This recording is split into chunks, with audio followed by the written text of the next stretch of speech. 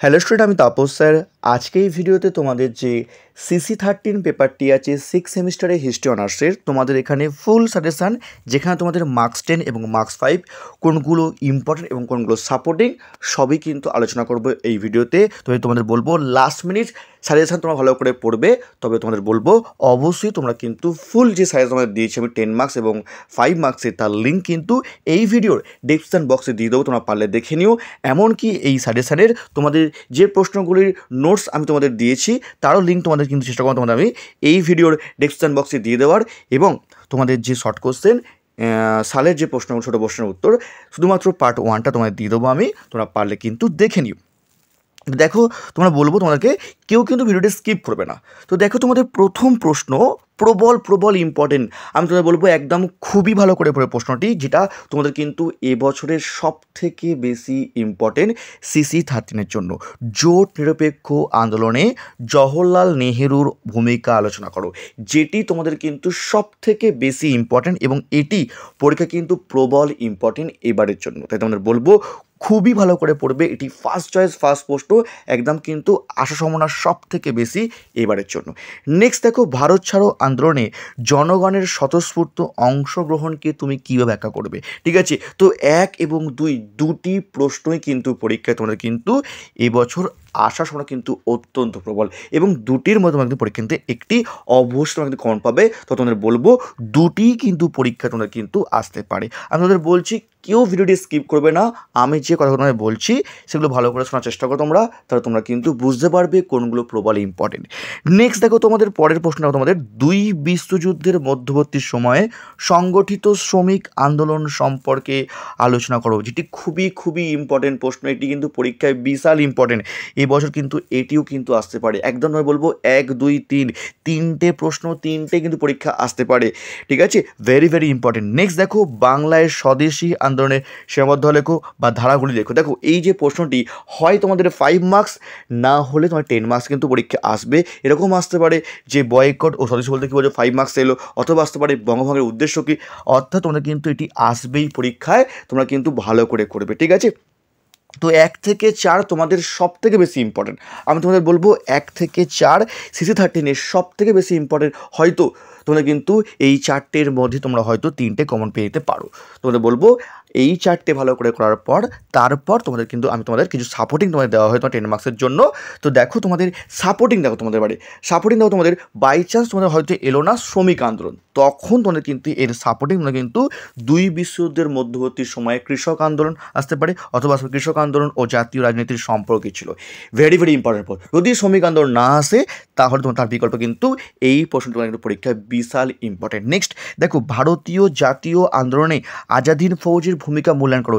এটিও কিন্তু very important প্রশ্ন, এবং এবছর কিন্তু এটি স্বদেশী আন্দোলন যদি 10 মার্কসে না আসে তার কিন্তু বিকল্প প্রশ্ন হচ্ছে এই প্রশ্নটি। ঠিক আছে, হয়তো এলো না ভারত ছাড়ো আন্দোলন, তখন তোমার কিন্তু এটি তার বিকল্প প্রশ্ন। পরীক্ষা কিন্তু বিশাল ইম্পর্টেন্ট তোমাদের জন্য। ঠিক আছে, তো 5, 6 সাপোর্টিংয়ের একদম ফার্স্ট চয়েস প্রশ্ন। ঠিক আছে, সাপোর্টিং দেখো। নেক্সট দেখো, তোমাদের সাপোর্টিংয়ের সেকেন্ড চয়েস প্রশ্ন দেখো, ভারতীয় জাতীয় কংগ্রেসের কার্যাবলী বা প্রেক্ষাপট। আমার মতে তোমাদের কিন্তু এবছর এই 7-এর মধ্যে একটি প্রশ্ন কিন্তু এবছর আসবেই, কারণ আগের বছর তোমাদের কিন্তু পরীক্ষায় এটি খুব ইম্পর্টেন্ট ছিল। তার সত্ত্বেও তোমাদের পরীক্ষা কিন্তু এই প্রশ্ন আসেনি। তোমাদের কিন্তু এবছর তোমাদের কিন্তু একদম আসার সময় কিন্তু একদম প্রবল ইম্পর্টেন্ট। তো এই 7 ভালো করে করবে। তারপর তোমার সাপোর্টিং তেভাগা আন্দোলন বা ভারতীয় রাজনীতিতে গান্ধীজির উত্থান, তো এগুলো পড়লে তোমাদের কিন্তু হয়ে যাবে 1 থেকে 7 তোমরা ভালো করে পড়বে। তারপর তোমাদের 8 নম্বরটা সাপোর্টিং, 1 থেকে 4 বেশি ইম্পর্টেন্ট, 5, 6, 7 সাপোর্টিং প্রশ্ন, এবং 8 নম্বর তোমার সাপোর্টিং তোমরা পড়বে। আর যদি তোমার সম্ভব হয় লাস্টে যে 9 নম্বর প্রশ্নটা আছে, নির্ভরযোগ্য ইতিহাস চর্চায় ভারতীয় জাতীয়তাবাদের ব্যাখ্যা সংক্ষেপে বিবৃতি করো। যেহেতু 2022 সালে প্রশ্নটি এসেছিলো, তাই তোমাদের আমি জাস্ট এক্সট্রা হিসাবে রাখছি প্রশ্নটি। তো এগুলো তোমরা পড়লে তোমরা কিন্তু হয়ে যাবে। লাস্ট মিনিট সাজেশন তোমাদের ভালো করে এগুলো পড়লে তোমরা কিন্তু তোমরা 10 মার্কসে অবশ্যই তোমরা 3 থেকে 4টি তোমরা কিন্তু কমন পাবে। এগুলো ভালো করে পড়বে। আর তোমরা যদি পারো, আমি যে তোমাদের ফুল সাজেশন তোমরা দিয়েছি, তোমরা কিন্তু পারলে দেখে নিও। ঠিক আছে, এবার তোমাদের যে 5 মার্কসের যে তোমাদের প্রশ্নগুলি আছে সেটা বলবো, এটা এখনও চ্যানেলটিকে সাবস্ক্রাইব করোনি, অবশ্যই চ্যানেলটিকে সাবস্ক্রাইব করে রেখো এরকম ভিডিও সবাই পাওয়ার জন্য। এবং তোমরা কোন ধরনের ভিডিও চাইছো অবশ্যই তোমরা কিন্তু আমাকে কমেন্ট করে জানিও যে তোমরা কোন ধরনের ভিডিও তোমরা চাইছো।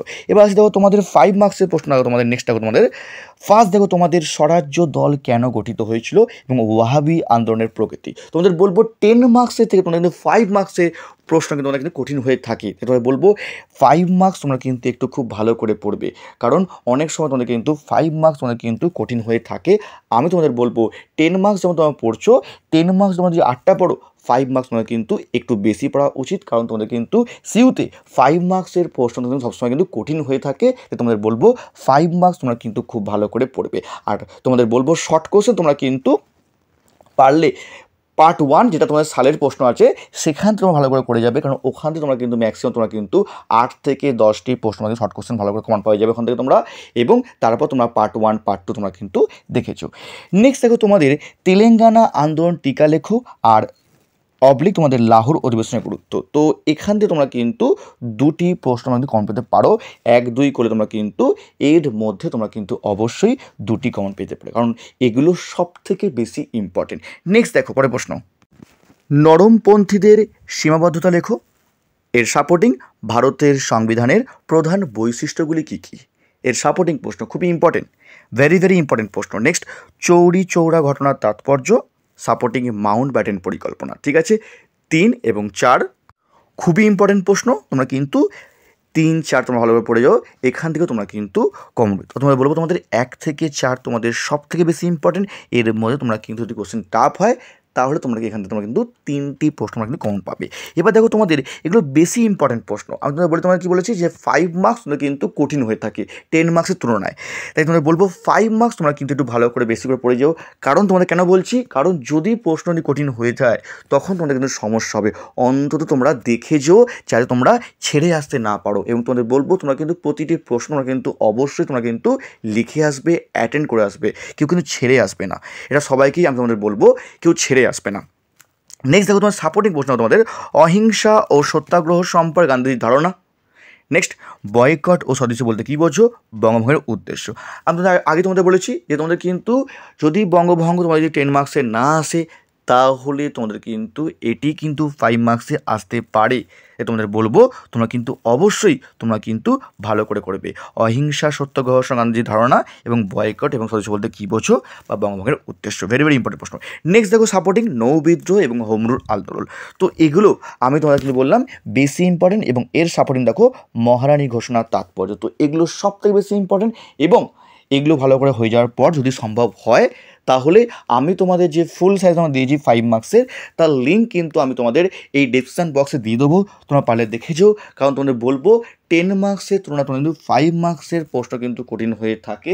যদি তোমরা শুধুমাত্র সালের প্রশ্ন করে যাও তাহলে কিন্তু হতেই পারে যে তোমরা হয়তো 5 মার্কসে তোমরা সব প্রশ্ন কমন নাও পেতে পারো। অনেক সময় তোমরা কিন্তু পরীক্ষায় একটি পেপার কিন্তু খুব কঠিন হয়ে থাকে, তখন তোমরা কিন্তু সমস্যায় পড়তে পারো। তাই তোমাদের বলবো অবশ্যই তোমরা যেগুলি ইম্পর্টেন্ট ভালো করে করছো, তারপর সাপোর্টিং, তারপর সম্ভব হলে তোমরা কিন্তু এক্সট্রা যে প্রশ্ন তোমাদের আছে অন্তত তোমরা দেখে যেও, যাতে তোমরা অন্তত কিছু লিখে আসতে পারো। এবং সবাইকেই বলবো তোমরা কিন্তু অবশ্যই তোমরা প্রতিটি প্রশ্ন তোমরা কিন্তু অ্যাটেন্ড করে আসবে এবং লিখে আসার চেষ্টা করবে, তাহলে তোমরা কিন্তু অবশ্যই তোমরা কিন্তু ভালো মার্কস পাবে। ঠিক আছে, তো এই ছিল তোমাদের সিসি 13-এর ফুল সাজেশান, মানে তোমাদের যে লাস্ট মিনিট সাজেশান তোমাদের দিয়ে দিলাম। এবং খুব তাড়াতাড়ি তোমাদের জন্য যে পরবর্তী যে আমাদের যে পেপারগুলো আছে সিসি 14, ডিএসসি A3, B3 তার লিঙ্ক কিন্তু আমি এই ভিডিওর ডেসক্রিপশন বক্সে দিয়ে দেবো। যখন আমি দেবো তার লিঙ্ক কিন্তু এই ভিডিওর ডেসক্রিপশন বক্সে দিয়ে দেবো। আর তোমরা কোন ধরনের ভিডিও চাইছো, তোমাদের কী ধরনের ভিডিও তোমাদের দিতে হেল্প হবে অবশ্যই আমাকে কমেন্ট করে জানিও, আমি চেষ্টা করব তোমাদের জন্য সেই ধরনের ভিডিও নিয়ে আসা। তো আজকের মতো এইটুকুই।